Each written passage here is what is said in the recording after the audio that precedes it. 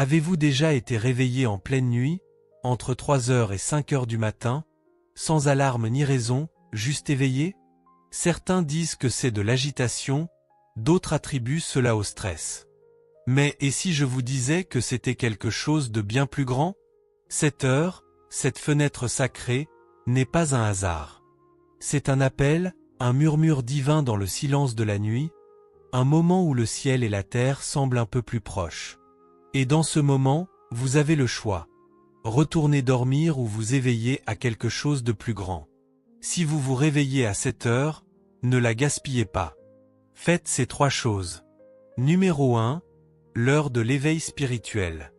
Avez-vous déjà été réveillé en pleine nuit, entre 3 heures et 5 heures du matin, sans raison?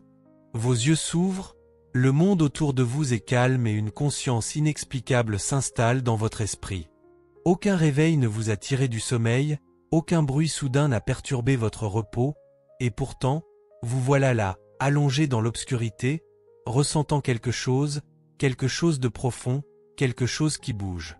Certains écartent cela comme un simple caprice, une nuit agitée, un esprit troublé. D'autres blâment le stress, l'anxiété ou un cerveau trop actif traitant les événements de la journée. Mais et si ce n'était pas ça?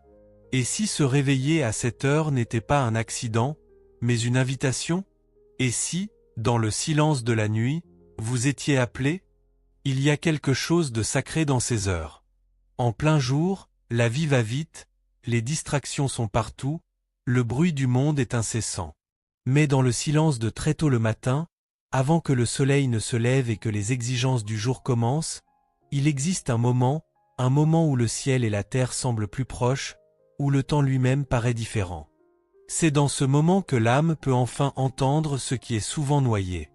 Depuis des siècles, les gens reconnaissent cette heure comme significative. Dans les Écritures, nous voyons que c'est durant les veilles de la nuit que des hommes et des femmes de foi criaient en prière, cherchant des conseils, des réponses, de la force. C'est dans la solitude de ces moments que des prophètes ont reçu des visions, des révélations ont été données et que les cœurs ont été éveillés vers un plus grand but.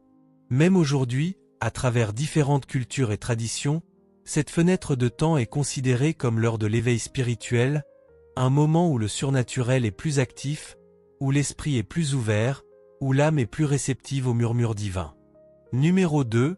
L'heure de l'énergie créative.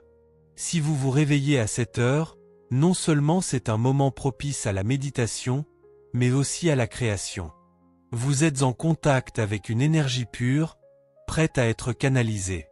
Cela peut se traduire par une idée soudaine qui vous traverse l'esprit, une réponse à un problème qui vous tracasse, ou même une inspiration créative, qu'il s'agisse de l'écriture, de la peinture ou d'une autre forme d'art. C'est l'heure de la clarté, où l'esprit est vierge de distraction et prêt à créer. C'est durant ces moments de solitude que les plus grands artistes, écrivains et innovateurs ont trouvé leurs idées les plus brillantes. L'inspiration frappe lorsque tout autour de vous est calme, que vous êtes seul avec vos pensées, votre âme et vos aspirations. Ces heures sont sacrées, non seulement pour se connecter spirituellement, mais aussi pour entrer en contact avec cette part de nous-mêmes qui est créative, libre et pure.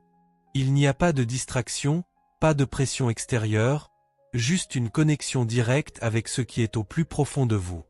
Numéro 3. L'heure de la guérison. Il est bien connu que la guérison se produit lorsque l'on est en paix. Mais parfois, la guérison ne se fait pas simplement par le corps, elle se fait aussi par l'âme.